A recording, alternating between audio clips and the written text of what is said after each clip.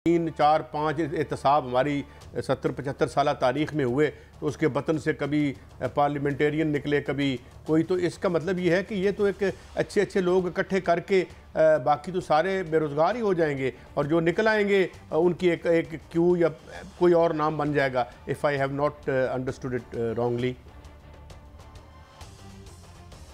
काजी साहब देखें, जो बात है ना वो ये है कि मैंने कभी ज़िंदगी में नहीं सोचा था, यकीन करें, मैं बिल्कुल सीरियसली आपसे, मैंने कभी ज़िंदगी में नहीं सोचा था कि चौधरी परवेज़ लाई जैसा बंदा जो है वो सीसा पलाई हुई दीवार बन जाएगा और उसको आप केस पे केस करेंगे, अदालत उसकी रिहाई का हुक्म देगी, वो रहा होगा फिर गिरफ्तार होगा, रहा होगा फिर गिरफ्तार होगा। अंदाज़ा लगाएं ज़रा आप, वो जो तहरीक इंसाफ का जो सरबराह है वो तो अटक जेल में पड़ा हुआ है ना, उसको तो छोड़े ना आप। परवेज़ लाई के बारे में आप सोच सकते थे? तो अगर परवेज़ लाई जैसा बंदा जो है वो इस पूरे सेटअप को इतना टफ टाइम दे रहा है, तो आप खुद ही अंदाज़ा लगा लें कि आने वाले वक्त में अगर ये बंदा हीरो बन गया तो और कितने बंदे हीरो बनेंगे। इसलिए इस वक्त जो है ना एक खौफ की फ़ज़ा है, लोग बोलते नहीं हैं। कोई परवेज़ लाई साहब जो हैं इस वक्त जिस मुज़ामत का मुज़ाहरा कर रहे हैं, कोई उनकी तारीफ़ करने के लिए तैयार नहीं है, कोई उनको शाबाश देने के लिए तैयार नहीं है, क्योंकि शक है कि यार ये चौधरी साहब जो हैं इनका जो ट्रैक रिकॉर्ड है वो ऐसा है कि ये किसी भी वक्त चुटकी बजाते में या यू टर्न मार सकते हैं, लेकिन अभी तक तो नहीं ना मारा उन्होंने ना। तो इसलिए मैं समझता हूं कि परवेज़ लाई, ये जब तक परवेज़ लाई को नहीं तोड़ेंगे ना तो और भी बहुत से लोग नहीं टूटेंगे। और अगर ये सेटअप जो है, ये सारे लोग इन्होंने अगर परवेज़ लाई को हीरो बना दिया है तो फिर आप खुद ही सोचें कि इनके अपने पल्ले क्या है। अच्छा अमीर साहब, ये जो अटक जेल में एक सियासी जमात के चेयरमैन हैं, क्या समझते हैं जो माजी में उनके साथ पॉलिसी थी उसी का तसलसल रहेगा, या कोई बाहर या कोई नरमी हो सकती है, या वही सिलसिला रहेगा जो पिछले 16 माह से जारी था? देखें, पहली बात तो यह है कि मैं ये समझता हूँ कि ये अल्लाह की पकड़ है। जिस रौनक के साथ वो बतौर वज़ीर आज़म अपने सियासी मुखालफिन को धमकियाँ देते थे कि मैं तुम्हारा जेल में जो एसी है वो वापस करवा दूँगा, मैं तुम्हें मूँछों से पकड़ के गिरफ़्तार करूँगा, मैं तुम्हें ये कर दूँगा, मैं तुम्हें वो कर दूँगा, तो ये इंसान जो है ना वो बाज़ औक़ात उसकी ज़ुबान से ऐसे अल्फाज निकल जाते हैं जो ख़ुद उसके लिए फिर एक रस्सी की सूरत में अल्लाह की पकड़ बन जाते हैं, तो वो उसमें फंसे हुए हैं। तो अगर वो तौबा करेंगे अल्लाह ताला से और जेल में रुजू करेंगे अल्लाह ताला से, अल्लाह ताला तो सबको माफ़ कर सकता है, तो हो सकता है अल्लाह ताला उनको माफ़ कर दे। लेकिन मैं ये समझता हूँ कि इस वक्त उनसे ज़्यादा जो सियासी मुज़ाहमत का इख्तियार हैं वो परवेज़ लाई साहब बने हुए हैं, क्योंकि उनके जो राइट लेफ्ट पे जो लोग थे चेयरमैन तहरीक इंसाफ के, वो तो सारे भाग गए ना। तो परवेज़ लाई को वो साहब कहते थे ये पंजाब का सबसे बड़ा डाकू है। तो पंजाब का ऐसा लगता है कि पंजाब का सबसे बड़ा डाकू जो है वो अब पंजाब में सियासी मुज़ाहमत का सबसे बड़ा इख्तियारा बन गया है, और मैच पड़ गया है चेयरमैन तहरीक इंसाफ और परवेज़ लाई में कि कौन ज़्यादा मुज़ाहमत करता है। अब देखें कौन जीता। अच्छा मीर साहब, गुजारिश है, आपने कहा कि यह मकाफ़ात अमल है, अल्लाह से रजू करे, अल्लाह तो रब्बुल आलमीन है, कुल कायनात का रब है, उसको ऊँग भी नहीं आती। 3 दफ़ा नवाज शरीफ की हुकूमत गई, 3 दफ़ा पीपल्स पार्टी की हुकूमत गई, उनकी क्यों जाती रही? सिर्फ मौजूदा PTI के चेयरमैन पर भी गिरफ्तार नहीं थी, और किसी पे नहीं आती ये गिरफ्त? देखे ना, बड़ा खूबसूरत सवाल किया मेरे भाई ने। आरिफ हमीद भट्टी साहब, ये जो अख्तर महंगल साहब ने परसों ख़त लिखे ना नवाज शरीफ को, वो आप ख़त पढ़ें। देखें, नवाज शरीफ साहब जो हैं पहली दफ़ा वज़ीर आज़म बने, और वज़ीर आज़म उनको किसने बनवाया आपको पता है, और उसके बाद जिन्होंने वज़ीर आज़म बनवाया उन्होंने उन्हीं के साथ पंगा किया, फारग हो गए। फिर दूसरी दफ़ा वज़ीर आज़म बने, जिन्होंने उनको वज़ीर आज़म बनवाया उनसे पंगा किया, फिर फारग हो गए। फिर तीसरी दफ़ा वज़ीर आज़म बने, जिन्होंने वज़ीर आज़म बनाया उनसे पंगा किया, फिर फारग हो गए। तो इसलिए मैं ये समझता हूँ कि उन्होंने भी अपनी गलतियों से सबक नहीं सीखा। और ये भाई साहब थे जो चेयरमैन तहरीक इंसाफ, इनको तो 2018 में जब ये वज़ीर आज़म बने थे, तो मुझे अच्छी तरह याद है कि वज़ीर आज़म बनने के बाद जो मेरी इनसे पहली मुलाकात हुई थी बनी गाला में, तो मैंने इनसे कहा था कि वो गलतियाँ ना करना जो नवाज शरीफ साहब ने की हैं। तो उन्होंने पूछा क्या मतलब? मैंने कहा जिन्होंने वज़ीर आज़म बनाया ना उनसे पंगा ना लेना।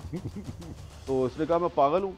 और उसके बाद फिर इन्होंने जहां पे अपना मुफाद था वहां पे उनकी बात नहीं मानी, कहते हैं और आपने जहां जो पे अपना फरमाया मुफाद नहीं था वहां पे उनकी बात मान ली। बात तो सच है मगर बात है रसवाई की। चलें ये एक थोड़ी सी ये भी बात बताते जाए, सहाफ़ी अपने आप को कितना तब्दील करें कि वो ईमानदारी से, सिर्फ दयानतदारी से अपने फ़राइज़ अंजाम देते रहें? क्या हमें भी किसी एहतियात की ज़रूरत है? आप क्या रहनुमाई करते हैं? देखें, आज के दौर में जो सहाफ़ी हैं ना, उनको दो काम करने चाहिए। नंबर वन कि ये सोच लें कि भाई आप सहाफ़ी हैं, आप किसी सियासी जमात या किसी इंटरेस्ट ग्रुप के आप तर्जुमान नहीं हैं और आपने सिर्फ सहाफ़त करनी है। सहाफ़त को सीढ़ी बना के आपने हुकूमत में नहीं आना या कोई बड़ा आपने सरकारी ओहदा हासिल नहीं करना। जिस वक्त आप सहाफ़त को सीढ़ी बना के कोई सियासी या सरकारी ओहदा हासिल कर लेते हैं तो इसका मतलब है फिर आपने सहाफ़त को खैरबाद कह दिया। तो फिर आप वही काम करें, फिर वापस सहाफ़त में ना आए। मुझे ये बड़ी तकलीफ होती है कि कुछ लोग जो है वो बार बार जो है वो मीर साहब आपने जाना है और कितनी अच्छी बात की आपने, कितनी अच्छी बात की है कि वो अगर आए भी मीडिया पर, जिन्होंने तोशाखाने से माल पकड़ा या ओहदे लिए, तो उस पार्टी के स्पोक्स पर्सन बन जाए। Very good. और आज मैं एक बात और भी कह दूं, आपके साथ मैंने तस्वीर देखी उस साफ़ी की जो शहीद हुए आज, तो मैं उनका भी जिक्र करता चला जाऊं क्योंकि हाँ आप हमेशा इनका। मैं एक सवाल तशना रह गया था, आपने कहा कि वजारतें जो बनेंगी वो भी किसी कुछ साफ़ी अपने ट्वीट्स में नामों की लिस्ट दे रहे हैं, तो आपके ख्याल में वो नाम भी गायब हो जाएंगे और वही जिस तरह भनक न पड़ने की बात हमने की, किसी को भनक नहीं पड़ रही उसकी? देखें, एक दो नाम तो शायद वो आ जाएं और वो जिसका नाम, जिसने ये भट्टी साहब को बताया ना, कल रात को मेरी एक जगह पे मुलाकातें हुई वहाँ पे, तो वो साहब तो हैं उस मीटिंग में, तो वो भट्टी साहब से आप उनका नाम पूछ लीजिएगा क्योंकि वो मेरे लिए इखलाकी तौर पे मुनासिब नहीं है कि मैं उनका नाम डिस्क्लोज करूँ।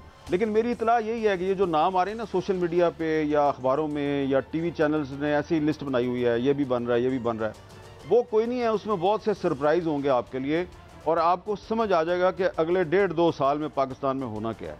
अच्छा अमीर साहब, एक आखिरी सवाल इसके बाद मैं जानता हूँ आपका टाइम कीमती है। हम ये बात मान लेते हैं सहाफ़ी को किसी भी सियासी जमात का नुमाइंदा निसार उस्मानी अल्लाह जन्नत नसीब करे कहते थे कि सहाफ़ी को जज से ज़्यादा गैर जानिबदार होना चाहिए। अगर वो गैर जानिबदार भी रहे तो उस पर फिर भी कदगन लगाई जाए तो फिर वो क्या करे? ज़रा आखिरी एक सवाल आपसे मेरी सिर्फ ये रहनुमाई। अच्छा भट्टी साहब, अल्लाह ताला आपको मज़ीद इज़्ज़त दे। आपने मेरे लीडर, मेरे आइडियल निसार उस्मानी साहब का नाम लिया है। निसार उस्मानी साहब सिर्फ मेरे लीडर नहीं थे, मेरे उस्ताद भी थे। तो निसार उस्मानी साहब जो हैं, देखें, उन्होंने जो 1977 में जो सहाफ़ियों की तहरीक शुरू की और जनरल ज़ियाउल हक़ के दौर में गिरफ्तारियाँ देनी शुरू की, तो उस वक्त तक MRD नहीं बनी थी और 77 में मार्शल लॉ लगने से पहले वो भुट्टो साहब की हुकूमत के खिलाफ मज़ामत कर रहे थे। जुल्फ़िकार अली भुट्टो जो हैं, उन्होंने जब मुसावात अखबार से वर्कर्स को निकाल दिया तो वो भुट्टो साहब के खिलाफ तहरीक चला रहे थे। जैसे ही मार्शल लॉ लगा, उन्होंने जनरल ज़ियाउल हक़ के खिलाफ तहरीक चलानी शुरू कर दी। तो सहाफ़ी का ये किरदार है और सहाफ़ियों के जो लीडर हैं उनका भी ये किरदार है। ये क्या बात हुई कि सहाफ़ी अपने आप को एंकर कह रहा है, कॉलम निगार कह रहा है, वो कह रहा है जी मैं PFUJ का प्रेसिडेंट हूँ, और वो जनाब एक सियासी जमात के सरबराह या वक्त के किसी वज़ीर आज़म या वज़ीर इत्तलात जो है वो उसके आगे पीछे आपको नज़र आ रहा है। तो इसका मतलब है कि आपने तो अपने आप को कंप्रोमाइज़ कर लिया। तो जब आप अपने आप को कंप्रोमाइज़ करते हैं तो उस सूरत में आपकी जो एक प्रोफेशनल क्रेडिबिलिटी है वो मुतासर हो जाती है और आपकी वजह से दूसरे जो सहाफ़ी हैं उनका भी इमेज ख़राब होता है और फिर आपके और हमारे साथ वो कुछ होता है जो आजकल हो रहा है। तो मैं समझता हूँ कि पाकिस्तान के सहाफ़ियों की अक्सरियत जो है वो इस तरह की मुफाद परस्ती के काम में मुलव्वस नहीं है।